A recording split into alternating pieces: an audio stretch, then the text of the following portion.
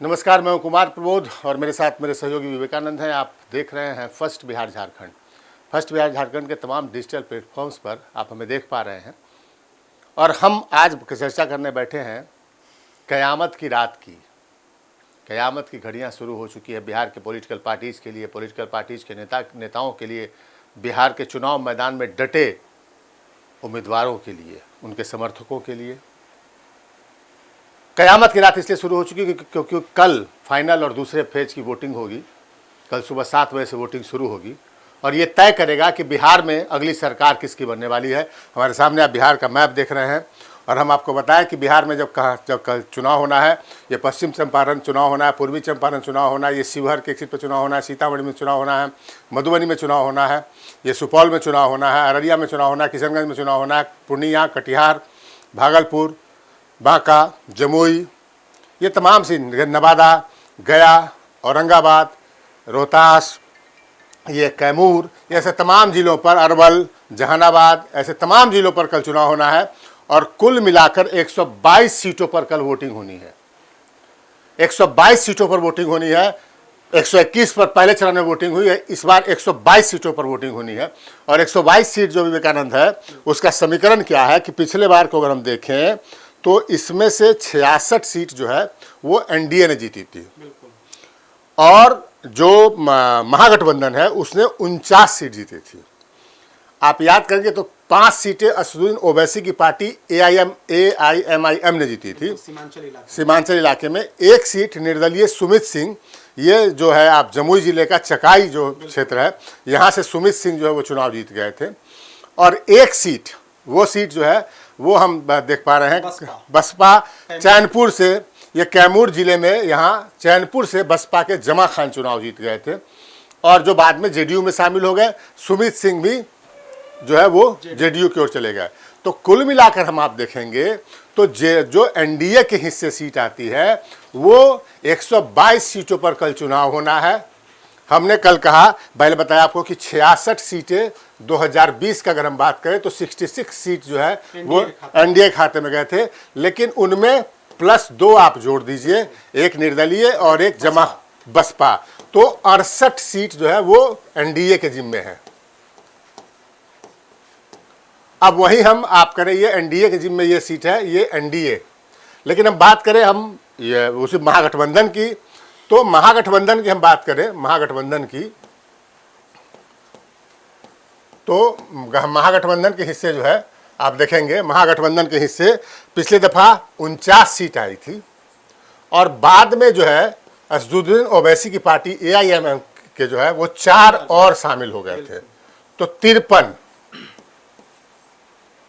तो ये लड़ाई जो है, जो लड़ाई कल होने वाली है, कल जो लड़ाई होगी 122 में से, तो आप देखेंगे कि जो कुल मिलाकर जो आप देख रहे हैं वो विवेकानंद, अगर आप देखेंगे कि स्थिति क्या होगी तो 68 एनडीए, 68 जो है वो एनडीए 68,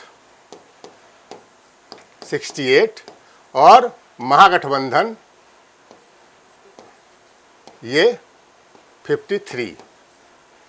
ये मामला है, ये 121 बनता है और +1 जो है आप जोड़ दीजिएगा ओवैसी की पार्टी की, एआईएमआईएम की, तो कुल मिलाकर यही नज़ारा है। यानी प्रतिष्ठा जो फंसी हुई है इस चुनाव में, इस वोटिंग में, वो फंसी हुई है मूल रूप से एनडीए की। और ख़ास बात हम आपको बताएं कि इस जो चुनाव हो रहा है, आपको समझना होगा कि इसमें ख़ास बात जो एनडीए की जो सीटें हैं, एनडीए की सीट में से जो है वो विवेकानंद 42 सीट जो है वो 42 सीट्स एक पार्टी के पास है जिसका नाम है बीजेपी। और जहां हम महागठबंधन की बात कर रहे हैं तो इसमें जो है आप देखेंगे कि महागठबंधन में से किसकी सीट हुई, तो महागठबंधन में 33 सीट आरजेडी ने जीता था, 33 सीट जीता था और इसमें 4 जुड़ गए, 4 जुड़ गए ओवैसी की पार्टी के 37। तो ये 42 और 37, मतलब दोनों गठबंधनों में ये बीजेपी और आरजेडी के लिए बेहद अहम चुनाव है। और इस चुनाव में ये तय होना है, इस वोटिंग में तय होना है कि आखिरकार, और यही वोटिंग तय करेगा कि आखिरकार बिहार में किसकी सरकार बनेगी। पहले चरण के जो रुझान आए हैं वो हमारे सामने, उस पर चर्चा करेंगे। दूसरे चरण की रिपोर्ट से आखिर तक हम लेते रहे। कल चुनाव प्रचार खत्म हो गया, लेकिन तमाम गठबंधन के जो नेता हैं, नेता तो बड़े नेता घर बैठ गए, लेकिन प्रत्याशी और जो निचले लेवल के नेता हैं वो लगातार सेटिंग गेटिंग के खेल में लगे रहे। सेटिंग गेटिंग के खेल में इसलिए लगे रहे कि आखिरकार सरकार किसकी बनेगी। सरकार ये देख रहे, विजयी मुद्रा में नीतीश कुमार दिख रहे हैं, नीतीश ही सरकार बनेगी, या फिर तेजस्वी यादव का मुस्कुराता हुआ चेहरा है, प्रसन्नचित्त है। और एक तीसरा जो है, तीसरी कहानी एक साथ बीच में आई है बिहार में, प्रशांत किशोर को लेकर हमने कल वीडियो किया था और बहुत सारी चीज़ें बताई थी। प्रशांत किशोर का दावा है कि हम इस बार डिसिसिव फोर्स, निर्णायक हम फोर्स बनने जा रहे हैं बिहार में इस बार। तो ये 3 लोगों का मामला है, जो 3 तो हम माने अब कहने को कह रहे हैं मेनली, लेकिन अगर आप देखेंगे तो मामला यहाँ है, जो कह रहे हैं कि हम हर हाउस होल्ड में, हर घर में एक नौकरी देंगे। ढेर सारी घोषणाएं तेजस्वी यादव कह रहे हैं, जीविका दीदी को 30-30 हज़ार एक साल का पैसा एक बार में दे देंगे। महिलाओं को, सॉरी जीविका दीदी नहीं, महिलाओं को जीविका दीदी का पैसा बढ़ा देंगे, उनको ये देंगे, और ढेर सारी घोषणाएं कर चुके हैं। और फिर एक ये है जिन्होंने चुनाव से पहले सबसे पहले 125 यूनिट बिजली फ्री किया, इलेक्ट्रिसिटी फ्री किया, उसके बाद 1100 रुपये का पेंशन लागू कर दिया, वृद्धावस्था पेंशन, जो दिव्यांगों को पेंशन मिलता है या विधवा पेंशन जो मिलता है, और फिर आखिर में हर महिला को 10,000 रुपये। और ये तकरीबन 1.5 करोड़ महिलाओं के घर में पहुंच गया। 1.5 करोड़ महिलाओं के घर में ये पहुंच गया। मुद्दा यही है, तेजस्वी यादव जो घोषणा कर रहे हैं उस पर यकीन होगा कि ये जो नीतीश कुमार कह रहे हैं उस पर यकीन होगा। मुद्दा यही है, और इसी मुद्दे पर चुनाव होना है। प्रशांत किशोर जो बोल रहे हैं, हमने कल उस पर विस्तृत वीडियो किया है, इसे दोबारा रिपीट हम नहीं करना चाहेंगे विवेकानंद, लेकिन हम आपको समझाते हैं कि फर्स्ट फेज के पहले आप समझिए, पहले फेज के ट्रेंड में क्या हुआ। पहले फेज में जो 6 नवंबर को पहला फेज हुआ, वो 121 सीटों पर हुआ। और विवेकानंद इसमें क्या हुआ, सबसे बड़ी खास बात ये हुई कि 8% वोटिंग बढ़ गया। वोटिंग परसेंटेज 8% बढ़ गया। सबसे खास बात ये रही कि 8% जो वोटिंग परसेंट बढ़ा ना, इसमें सबसे दिलचस्प आंकड़ा हम आपको दिखाते हैं। एक सबसे खास बात लोगों को जो लोग समझने में इसके ये कर रहे हैं कि जो खास बात जो इसमें हम बताते हैं आपको कि मामला क्या रहा। मामला ये रहा कि ये जो हमने कहा कि 8% वोटिंग बढ़ा, और जो हमारे पास फाइनल फिगर आया विवेकानंद, वो आया कि 65.08% जो है ये फाइनल वोटिंग बिहार में फर्स्ट फेज में हुआ। ये फर्स्ट फेज का हम बात कर रहे हैं, फर्स्ट फेज की बात हम कर रहे हैं। अब एक चीज़ में समझिए, फर्स्ट फेज से हम, चूंकि बिहार का वोटिंग ट्रेंड ऐसा नहीं है कि फेज बाय फेज बदलता है, कई दफ़ा बदलता है। हालांकि 2020 में हमने देखा था कि फर्स्ट फेज ऐसा फेज था जहाँ पर बहुत ज़्यादा नहीं बदला। तो ये अब इसमें सबसे खास बात आप देखेंगे क्या है, इसमें सबसे खास बात है वो ये है कि महिलाओं का और पुरुष का कितना रहा। तो फीमेल्स, महिलाओं का वोटिंग परसेंटेज बड़ा दिलचस्प रहा। वो रहा महिलाओं का 69.04%। ये फीमेल्स का वोटिंग परसेंट रहा। और पुरुष, मेल, इनका जो भी वोटिंग परसेंटेज रहा वो 61.56% रहा। मतलब ये दोनों में 8% का डिफरेंस हो गया। 7.5% का डिफरेंस है दोनों में। दोनों के बीच अंतर देखेंगे तो 7.5% जो है वो अंतर है। 7.5% महिलाओं ने ज़्यादा वोटिंग की। अब ये इस गुत्थी को अगर कोई सुलझा ले तो आप बता दें, आपको हम बता दें कि इस गुत्थी को अगर कोई सुलझा ले तो वो समझ जाएगा कि आखिरकार बिहार में क्या होने वाला है। और विवेकानंद, हमने बड़ी एक बात कही, हो सकता है आप मेरी बात से सहमत न हो। हमने कहा कि जो पहला फेज का जो चुनाव हुआ, फर्स्ट फेज का जो वोटिंग हुई फर्स्ट फेज की, और उसमें जो वोटिंग परसेंटेज रहा, हालांकि आपको बता दें कि परसेंटेज में लोग बताते हैं कि परसेंटेज में बढ़ गया, 8 का तकरीबन 8% पोलिंग बढ़ गई। हम आपको बता दें कि अगर उसको काउंटिंग में, गिनती में कितना हुआ, 36 लाख वोट बढ़ गए। ये 2020 में जो वोट पड़ा था 2020 में और 2025 में जो वोट पड़ा उस 121 सीट पर, तो इसमें 36 लाख वोट बढ़ गए।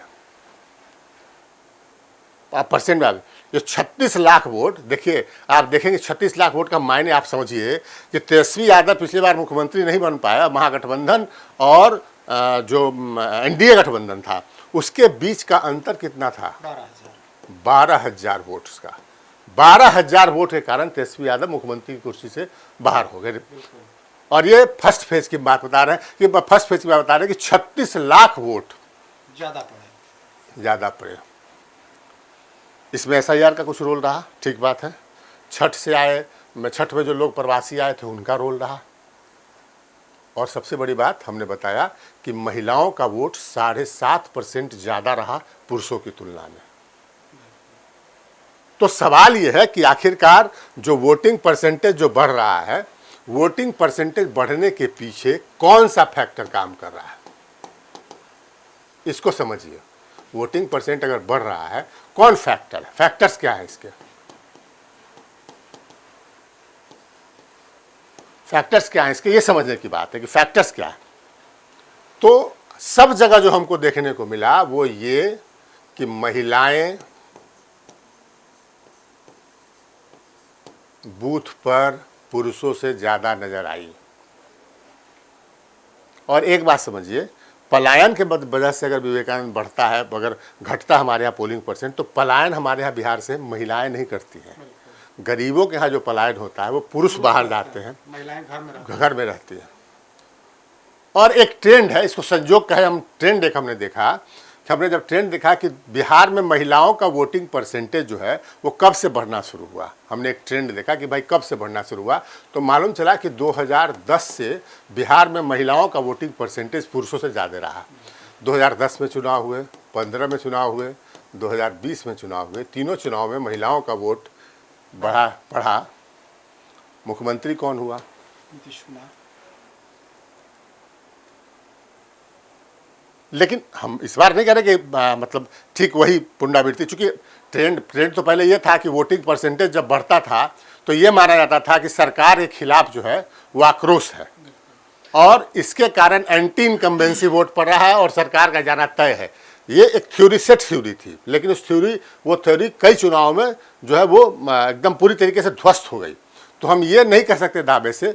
हमने कई जगह चर्चा सुनी, हमने दो बात हमने जो है वो चर्चा सुनी कि इस बिहार में चुनाव के दौरान हमने जब पूरा बिहार का दौरा लगभग किया तो हमने जो दो बात सुनी, दो तरीके का बात हुआ कि एक तो जो नीतीश और मोदी ने जो फ्री बीज का खेल खेला है,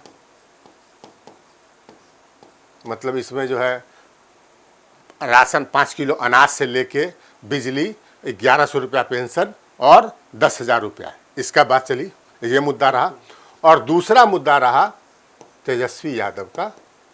आपने सुना होगा तेजस्वी यादव का जो रोजगार का जो मुद्दा है, और कहीं ना कहीं ये इसलिए विश्वास में लोगों में कई लोगों में ये भरोसा हुआ तेजस्वी के मुद्दे को, वो इसलिए क्योंकि जब 2020 के चुनाव में हम देख रहे थे कि तेजस्वी यादव कह रहे थे कि हम पहली कलम से 10 लाख नौकरी देंगे, तो उस समय नीतीश कुमार ये कह रहे थे कि हम जो है वो 10 लाख, वो नहीं, वो कह रहे थे कि पैसा कहाँ से लाएगा, कहाँ से इतनी नौकरी होगी।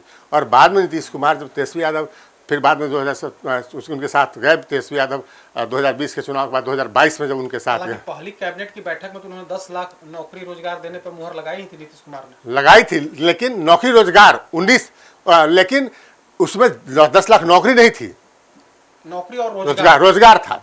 लेकिन जब तेजस्वी यादव 2022 में साथ आए तो फिर सरकार में आपने परिवर्तन देखा। सबसे ज़्यादा बहाली किसकी हुई, शिक्षकों को हुई, और शिक्षकों की बहाली तब हुई जब आरजेडी और नीतीश कुमार की सरकार थी, और वो तब प्रक्रिया उसमें चालू हुई। बाद में बहाली जब हुई तो ठीक है, एक चरण में थे, फिर दूसरे चरण में टीआरई तो जब एक चरण में मान लीजिए तेजस्वी थे तो दूसरे चरण में दूसरे आ गए, 24 में नीतीश कुमार फिर से बीजेपी के साथ आ गए। तो रोजगार भी एक बड़ा मुद्दा लोगों के बीच दिखाई पड़ता है। मुद्दा अगर नहीं दिखाई पड़ता है किसी का तो वो है राहुल गांधी का मुद्दा। राहुल गांधी, और हम बार बार कहते हैं कि 2020 में भी तेजस्वी प्रसाद यादव कांग्रेस के कारण मुख्यमंत्री नहीं बन पाए थे, और राहुल गांधी जो मुद्दा बिहार में उठा रहे हैं एसआईआर का, वोट चोरी का, ये मुद्दा पूरी तरीके से बिहार में फ्लॉप है। एक भी आदमी इस पर चर्चा करता हुआ नहीं मिलेगा आपको। कोई मुद्दा ही नहीं है रहा है चुनाव में। और तेजस्वी यादव कहीं ना कहीं जो भूल किया उन्होंने, अब इसका कितना असर होता है कि वो कम से कम 15-20 रोज राहुल गांधी के एजेंडे पर चलते हुए और वोट चोरी करते रहे। वो जो बेसिक एजेंडा जो उनको करना था नीतीश कुमार की सरकार की विफलताओं पर या जो भी सरकार के खिलाफ आक्रमण करना था, उसको उन्होंने उस पर नोटिस नहीं लिया, उसको साफ भूल गए। और राहुल गांधी, चूंकि राहुल गांधी देश में एक, वो उनके लिए बिहार नहीं है, वो देश में उनका सपना प्रधानमंत्री बनने का है, तो वो देश में एक जो है परसेप्शन क्रिएट करना चाहते थे, नैरेटिव सेट करना चाहते थे कि वोट चोरी हो रही है। और आप देखेंगे कि 6 तारीख को जो है यहाँ वोटिंग हो रहा था, और 5 तारीख को उन्होंने दिल्ली में राहुल गांधी ने प्रेस कॉन्फ्रेंस किया और कहा कि देखिए हरियाणा में से वोट चोरी का उनका था, लग रहा था। वो सभा में भी जब बाद में आए यहाँ पर तो बोले मैंने तो वहाँ की प्रेस कॉन्फ्रेंस किया था, और उसका कोई किसी मीडिया हाउस में कहीं भी देख लीजिए, कहीं भी किसी, आप बहुत ढेर सारे वीडियो रील्स आ रहे हैं, तरह तरह के लोग मैदान में, कोई एसआईआर की चर्चा करता हुआ बिहार में नहीं मिलेगा आपको।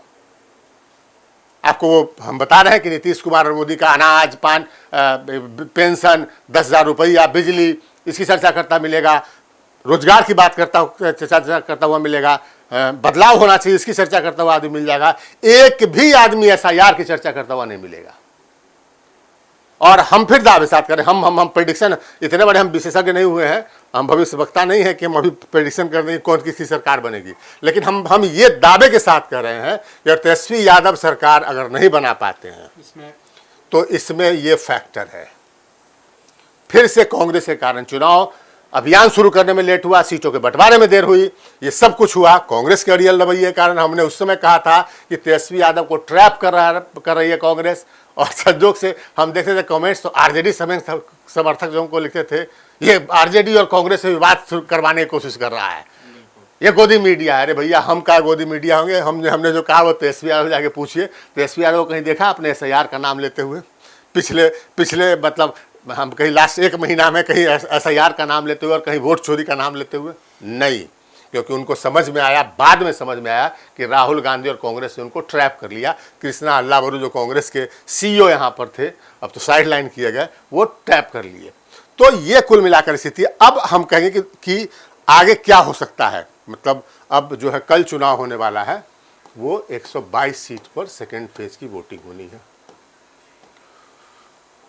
एक सीमांचल का इलाका है जहाँ पर मुस्लिम पॉपुलेशन, हम वहीं से शुरू करते हैं। सीमांचल के इलाके में मुस्लिम पॉपुलेशन, वहाँ पर बड़ी आबादी, कई सीट है जहाँ पर 70% ज़्यादा मुस्लिम है। और जो रिपोर्ट अब तक पहुँच रही है हम आपको बताते हैं, और हम आपको ये भी बताते हैं कि चुनाव के समय विवेकानंद आप देखेंगे, अभी हमने फर्स्ट फेज में देखा कि कई सीट पर रात में तक जाति समूह के जो लोग थे वो मन बना के बैठे थे कि हम इस उम्मीदवार को वोट नहीं देंगे, लेकिन सुबह होते होते सब पलट गए। तो अभी सीमांचल में AIMIM का प्रभाव दिख रहा है। और क्यों दिख रहा है?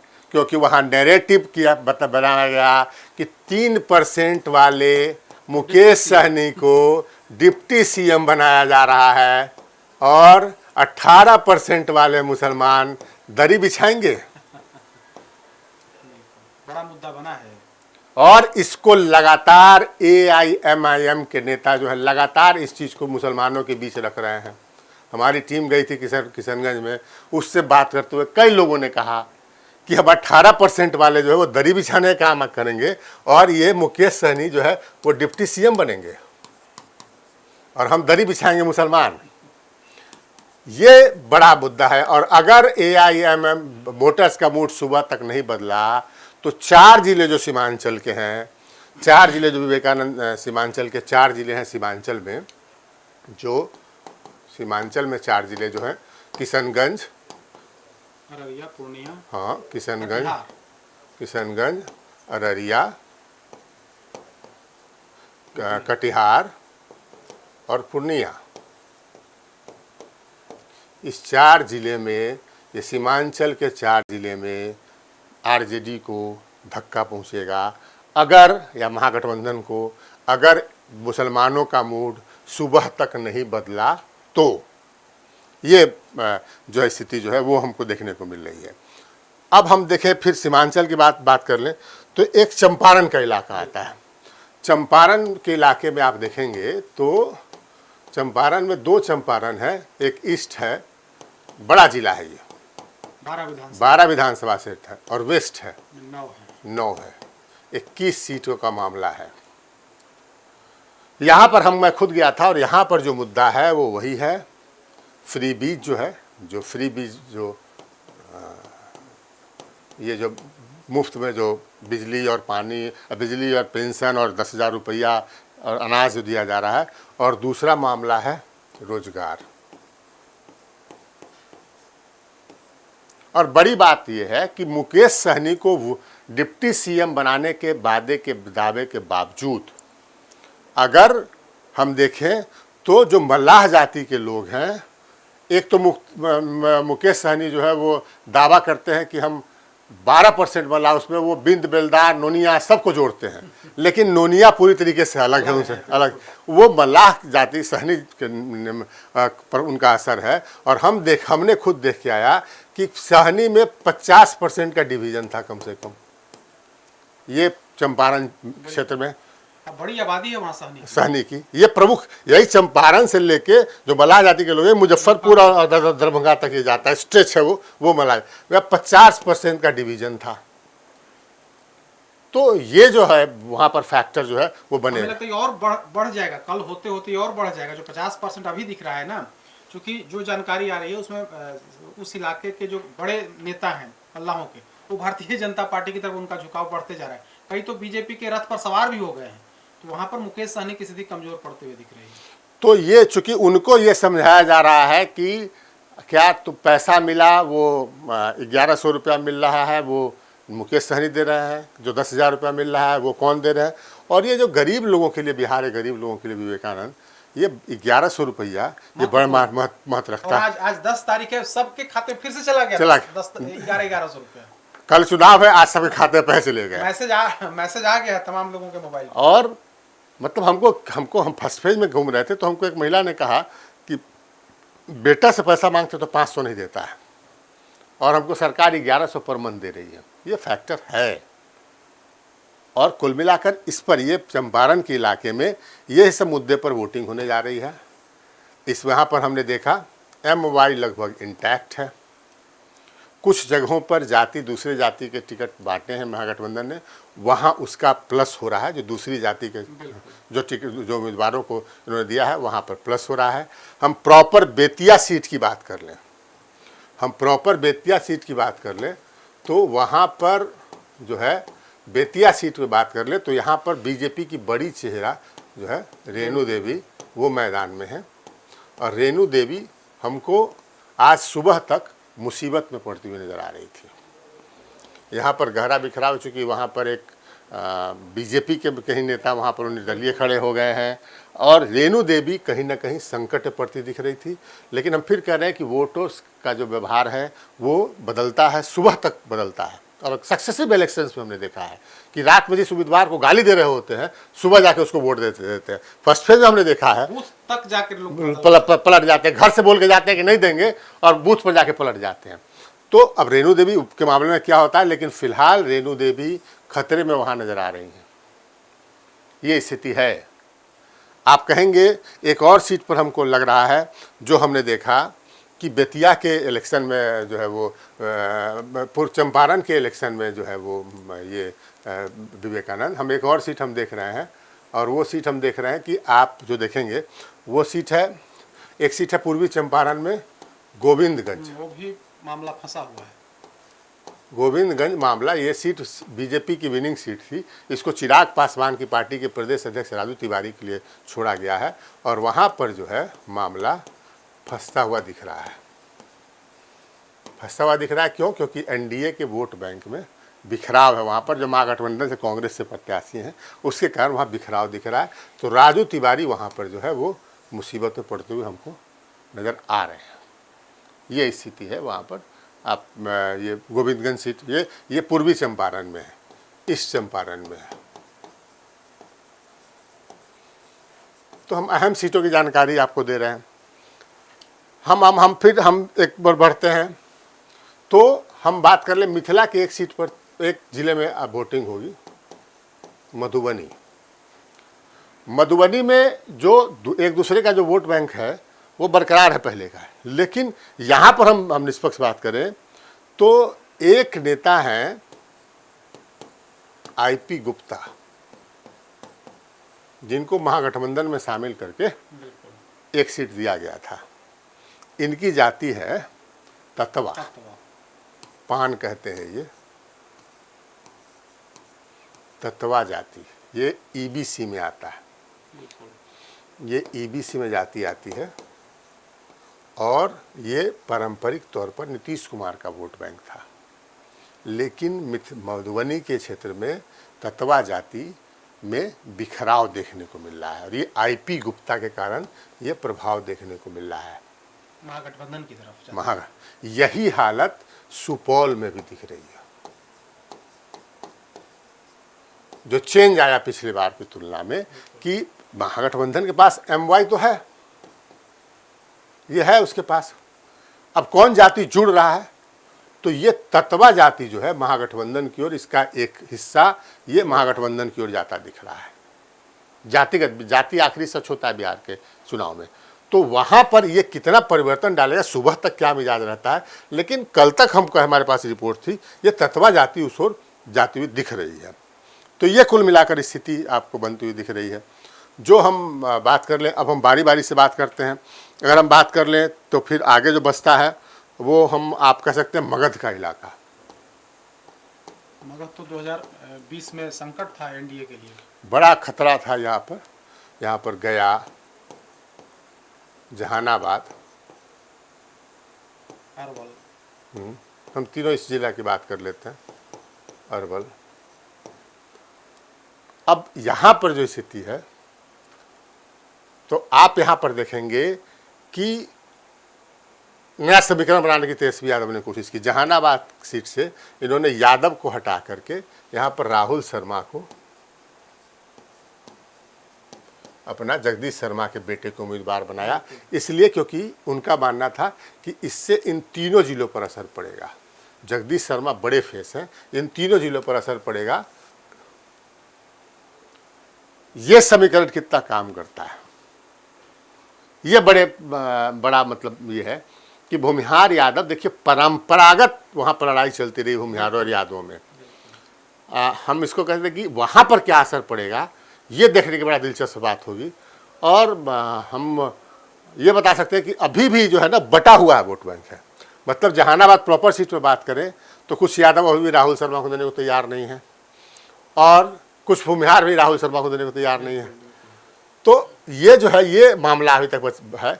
देखते हैं फिर हम वो फिर कहेंगे। जहानाबाद हमने कई बार देखा है चुनाव में, 2019 के चुनाव में देखा है, लोकसभा चुनाव में कि चंद्रेश्वर प्रसाद चंद्रवंशी लड़ रहे थे, जो भी अभी विधानसभा में यहाँ से लड़ रहे हैं जहानाबाद से, वो लोकसभा का चुनाव लड़ रहे थे। और आपने देखा होगा कि रात तक जो है ये लोग जो भूमिहार जो कहते नहीं देंगे वोट, नहीं देंगे वोट, और अगले दिन बूथ पर जाके बदल गए और इसके कारण चंद्रेश्वर प्रसाद चंद्रवंशी बहुत कम वोट से ही चुनाव जीत गए थे। तो यहाँ अब इस समीकरण रात में तय होना है और ये समीकरण तय होगा तो यही समीकरण जहानाबाद के 3 सीटों पर, जहानाबाद, घोसी और मखदूमपुर, अरवल के 2 सीटों पर, अरवल, कुर्था, और गया जिले के सीटों पर, जो गया जिले में जो है गया जी अब तो हो गया ये गया जी जो है, यहाँ जो है विवेकानंद, यहाँ 10 सीटें हैं गया जिले में। ये 10 सीटों में से आप कहें कि जो इधर की सीटें हैं, जो टिकारी हैं, जो बेलागंज है, जो जहानाबाद सटे हुए, वहाँ पर असर डालेगा। वहाँ पर अगर हम अभी की बात कर लें तो अगर हम एक और प्रमुख चेहरे का नाम लेते हैं उस इलाके के, तो टेकारी में जो है वो अनिल कुमार जो है वो चुनाव लड़ रहे हैं। ये जीतन राम मांझी के जो है वो पार्टी के प्रदेश अध्यक्ष हैं। उन पर कुछ दिन हमला हुआ, कुछ दिन पहले हमला भी हुआ। तो ये संकट में फिलहाल नज़र आ रहे थे, रात तक हमको लग रहा था। वहाँ पर जीतन राम मांझी, दिलचस्प बात आप समझिए कि जीतन राम मांझी का जो मामला है, हम पार्टी का जो मामला है, जो वो 4 सीट 2020 में वो जीत कर आए थे, उनको 2020 में 4 सीट थी, चारों सीट ये इसी फेज के इलेक्शन का था। अब संकट में दिख रहे हैं, उनकी पार्टी संकट में दिख रही है। उनकी पार्टी, हम कह सकते हैं कि उनकी पार्टी जो सिकंदरा में, जमुई जिले के सिकंदरा में जो है वो उनकी पार्टी प्रफुल्ल मांझी जो है वो लगभग अगर बहुत कुछ चमत्कार नहीं हुआ तो ये हारने के कगार पर है। जीतन राम मांझी की जो समधन है 12 चट्टी से है वो, हाँ, वो मुसीबत में नज़र आ रही हैं। उनकी तीसरी सीट के हमने टेकारी के बारे में बताया। एक सीट और है इमामगंज, जहां पर जीतन राम मांझी की बहू और संतोष मांझी की पत्नी इमामगंज से चुनाव लड़ रही हैं, दीपा मांझी। बहुत कंफर्टेबल स्थिति में अभी नहीं है वो, लेकिन ऐसा नहीं कहा जा सकता कि वो हार जाएंगी। तो वो कंफर्टेबल स्थिति में नहीं दिख रही थी।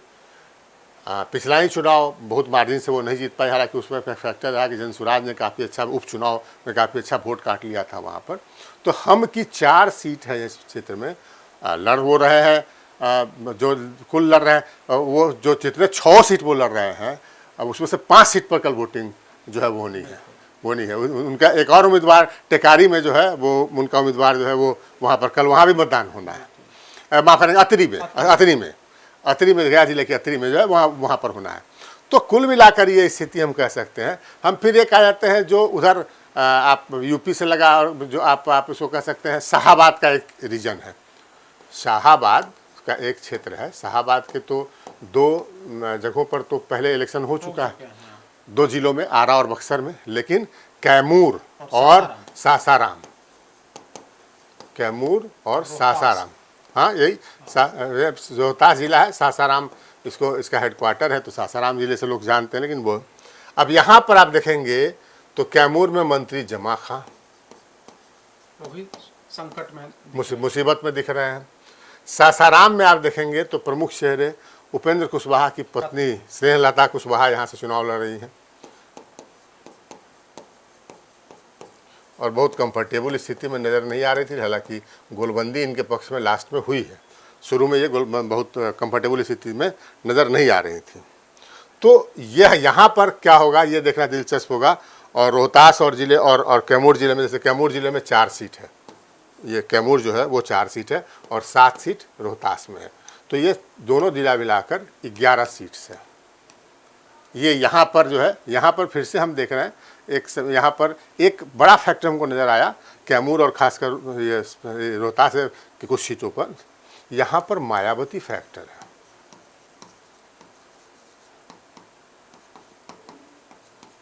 और दलितों की एक जाति जिसका वोट परसेंट 5% से ज़्यादा ही है, वो मायावती फैक्टर के कारण वो जा रहा है वहाँ पर। और इस वोट बैंक की बात, जिसकी बात हम कर रहे हैं, ये दरअसल ये वोट बैंक मूलतः महागठबंधन का वोट बैंक माना जाता है, लेकिन कैमूर से लेकर सासाराम से लेके और बक्सर आरा में जहाँ चुनाव हो चुका है, बक्सर तक हम कह सकते हैं, और इस तरफ आप कहेंगे देखेंगे तो ईस्ट और वेस्ट चंपारण, जो ईस्ट चंपारण, वेस्ट चंपारण, गोपालगंज, सिवान, इन सब जगहों पर ये मायावती फैक्टर देखने को मिलता है। और यहाँ पर जो है ये फैक्टर कैमूर में भी और सासाराम में कुछ सीटों पर देखने को मिल रहा है। जो ये वोट बैंक हम मानते थे कि ये महागठबंधन के साथ जाएगा, ये हम बात कर रहे हैं, हम 5% वोट बैंक, ये हम बात कर रहे हैं रविदास जाति की। तो ये रविदास जाति का वोट बैंक मायावती के फैक्टर में जा रहा है, तो ये से नुकसान पहुंचा रहा है यहाँ पर महागठबंधन को। ये शाहाबाद के इलाके की बात हम कर रहे हैं। अब जो है हम जो है वो हम फिर एक क्षेत्र की बात कर लें, वो क्षेत्र है भागलपुर और बांका अंग का क्षेत्र है, भागलपुर प्लस बांका। ये 2 जो इलाका है, भागलपुर में जो है वो 7 सीटें हैं विवेकानंद, और बांका में जो है वो 5 सीटें हैं। ये दोनों मिलके बनते हैं 12। ये 12 सीटों का मामला है। अब यहाँ पर जो प्रमुख सीट है, अब आप उसमें भागलपुर में देख लेंगे तो भागलपुर प्रॉपर सीट से अजीत शर्मा जो कांग्रेस के जो है वो विधायक दल के नेता रहे, मंत्री रह चुके हैं, ये जो है एक कड़ी लड़ाई का सामना करना पड़ रहा है इनको। एक सीट और है वहाँ पर, जहाँ पर आरजेडी ने क्या किया है कि जेडीयू सांसद के बेटे को टिकट उम्मीदवार बना दिया है। तो वहाँ पर भी जो है वो भी मामला फंसा, गिरधारी यादव के अपने बेटे को वहाँ पर मामला फंसा हुआ है। वहाँ मनोज यादव पहले से जो है वो बेलहर सीट है वो, और वहाँ पर पहले से जो मनोज यादव जेडीयू के हैं वो मुसीबत में फंसते हुए नजर आ रहे हैं, क्योंकि गिरधारी यादव की वहाँ अपनी पकड़ रही है। और गिरधारी यादव सामने से ना आए, लेकिन पर्दे के पीछे से अपने बेटे के लिए उन्होंने पूरी ताकत झोंक रखी है। तो वहाँ पर जो है बांका का वो सीट है, वहाँ पर पंगा पड़ सकता है। बांका प्रॉपर सीट है, यहाँ से राम नारायण मंडल जो है वो बीजेपी के हैं, और वो जो है राम नारायण मंडल, उनके खिलाफ एंटी इनकम्बेंसी देखने को बहुत मिल रही थी वहाँ, बहुत ज़्यादा है। उनका टिकट कटना चाहिए था, बहुत सारे लोगों को उम्मीद थी, लेकिन टिकट उनको मिल गया। तो यहाँ पर जो कुल मिलाकर जो 12 सीट है, यहाँ भी एकदम मतलब जो है एकदम तीखी लड़ाई सी नज़र आ रही है। और अभी तक की स्थिति यही है। सुबह होते होते वोटर्स का मिजाज क्या बदलता है, ये देखने की बात होगी। तो कुल मिलाकर मोटा मोटी जो हम कह सकते हैं विवेकानंद कि 122 सीट जो है ये जहाँ पर कल मतदान होना है, वोटिंग होनी है, यहाँ पर अगर पहले फेज का असर रहा, पहले फेज जो फर्स्ट फेज में जो ये 122 सीट जो सेकंड फेज है वो जो जहाँ कल वोटिंग होनी है, ये सेकंड फेज है। तो सेकंड फेज में अगर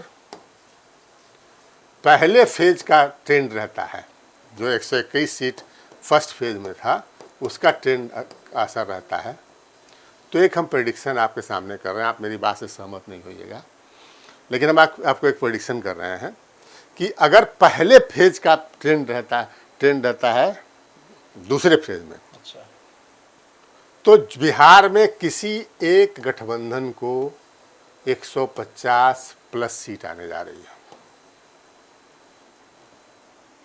कोई 120, 25, 24 सीट और दूसरा 115, 17 ऐसी स्थिति नहीं होने जा रही है।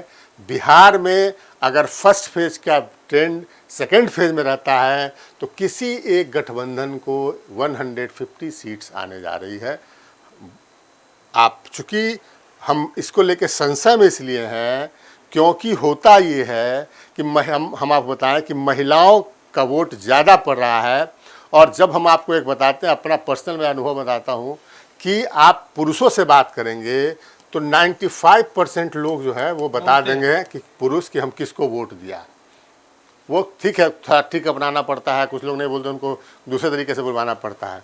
और 98% महिलाएं जो है ना, वो आप पूछते रह जाइए, वो न बताएंगे कि ये चुप्पा वोटर किसको चुप वोट कर रही है। ये लाख टके घर में भी खतरा होता है। हाँ, ये लाख टके का सवाल है। पति दूसरे दल को वोट दिए होंगे और वो दूसरे दल को वोट, तो खतरा महिलाओं पर आता है। ये 98% चुप्पा वोटर जो है, जो बोल नहीं रहा है, वोट गिरा रहा है, ये किसके साथ है ये तय करेगा। और ये जिसके साथ भी जा रहा होगा उसको 150 से ज़्यादा सीट आने जा रही है। ये लिख लीजिए इस बात को। ये मैं कह रहा हूँ आपको, फर्स्ट फेज़ के वोटिंग के आधार पर सेकेंड फेज़ को देखना बाकी है। सेकेंड फेज़ को देख लेते हैं तो फिर सामने आएगी बात कि क्या कुछ हो रहा है। लेकिन फर्स्ट फेज़ के आधार पर यही कुछ होने जा रहा है। चुप्पा वोटर तय करेगा कि क्या कुछ होने। तेजस्वी यादव कह रहे हैं चुप्पा वोटर उनके पक्ष में गया है। ये तो तारीख भी तय कर दी है कि शपथ ग्रहण 18 तारीख को होगा। ठीक, और उधर सम्राट चौधरी या फिर उधर से कोई वे नहीं है, तारीख तय नहीं हुई शपथ ग्रहण किस दिन है, लेकिन इधर तो तय हो गया। नहीं, उधर शपथ ग्रहण तय हो गया। उधर नीतीश कुमार जो है वो नीतीश कुमार और बड़ा द्वंद्व एक चल रहा है उधर उस तरफ। लेकिन उधर दावा किया जा रहा है कि 2010 की स्थिति आएगी। 2010 में दरअसल क्या हुआ था कि 2010 में जो है वो जब चुनाव हुआ था तो ऐतिहासिक जीत हुई थी एनडीए की, और उस समय 206 सीट आई थी और दो ही पार्टियां थी, बीजेपी और जेडीयू, तीसरी चौथी पार्टी नहीं थी। और तब जो है 206 सीटें आई थी। अब सम्राट चौधरी और बीजेपी के नेता दावा कर रहे हैं या जेडीयू के नेता दावा कर रहे हैं कि एनडीए को उसी तरीके का बहुमत जो है वो मिलने जा रहा है। अलग अलग दावे हैं और इन सब दावों के बीच प्रशांत किशोर तो वो तो अलग मामला है। प्रशांत किशोर के बारे में मैंने कल वीडियो किया है और उसके बाद वो खासे खपा है हम पर, लेकिन जो सच है वो सच है, उससे हम पीछे हट नहीं सकते। तो ये कुल मिलाकर जो है ये स्थिति है। और मैं फिर रिपीट कर रहा हूँ, अगर फर्स्ट फेज का जो है वो ट्रेंड अगर रहा सेकेंड फेज में भी, हालांकि भौगोलिक विविधताएं हैं, जरा एक इलाका है जहाँ पर जो सीमांचल का इलाका है वहाँ बाकी सब मुद्दे मिट जाते हैं, वहाँ पर ध्रुवीकरण हो जाता है। तो अगर ध्रुवीकरण हुआ तो 4 जिलों में अलग ही ट्रेंड हवा बहती है, वो अलग अलग हवा बहती है, उसको आप ये नहीं कर सकते हैं। लेकिन इतना तो तय है कि अगर फर्स्ट फेज का ट्रेंड रहा, फिर से मेरी बात को लिख लिया जाए, बिहार के किसी एक गठबंधन को 150 से ज़्यादा सीटें आने जा रही हैं। ये निष्कर्ष है, ये सब कुछ आपके सामने है। और कल जब वोटिंग ख़त्म होगी ना तो हम फिर आपके सामने हाजिर होंगे और एक एक करके आपको बताएंगे कि बिहार के किस इलाके में क्या हुआ। फिलहाल हमें इजाज़त दीजिए, नमस्कार।